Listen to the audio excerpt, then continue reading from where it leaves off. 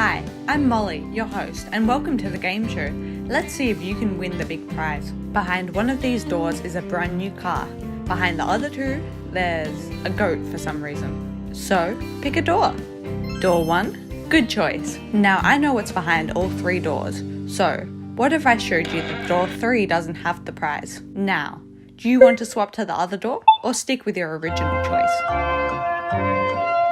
Did you choose to stay? 87% of people stick with their original choice, but what if I told you that switching doors would double your chances of winning? Let's have a closer look at the maths behind the Monty Hall problem, which has stumped even the brightest minds for decades. First, let's take a look visually. Regardless of what door you chose, there are three possibilities. Either you chose a door with a goat, or the winning door with a car. From here, the host will always reveal a goat. This leaves you with the choice to either stay with your first choice or switch to the other door. If your first choice was either goat, if you stay, you'll lose, and if you swap, you'll win. If you initially chose the car, if you stay, you'll win, and if you swap, you will lose. Therefore, staying will win 1 in 3 times, and changing doors will win 2 out of the 3 times.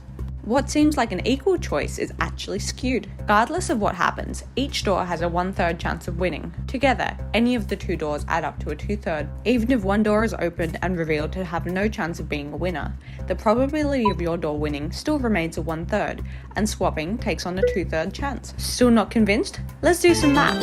Bayes' theorem may look simple, but it can be used to predict anything from cancer to plane crashes. It finds the posterior, the probability of a hypothesis, given that certain evidence is true. You've chosen one door and I've opened another to reveal a goat. To find the odds of winning if you stay with your first choice, our hypothesis is that door A is correct and our evidence is that door B is incorrect. We'll need the probability of 3 things. First, the prior or the chance of the hypothesis before we see any evidence. We know that randomly choosing a door has a 1 in 3 chance of winning. Second, the likelihood. If we assume A is correct, what's the chance we'll open B? This leaves either B or C, giving the likelihood a 1/2 chance. Finally, the marginal. This is the overall probability of the evidence occurring. We need to add every scenario where B is opened. A, B and C being correct are all initially 1/3, and we just found that A being correct leaves B at 1/2.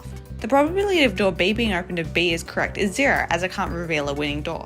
And if C is correct, B is my only option. This gives us 1/2 as the marginal. Now we have everything we need to use Bayes' theorem, which adds to a 1/3 chance of winning if you stay with the original choice. To find the chance of winning by switching doors, we need to change our hypothesis, which becomes that C holds the car. The prior and marginal remain the same, but the likelihood changes. Assuming the door C is correct, my only option is B. Together, this brings us to a chance of 2/3 if you switch doors, though you may not have time to use Bayes' theorem. Next time you're on a game show, remember, probability isn't always as it seems. You need to look at the math behind a question to see the bigger picture.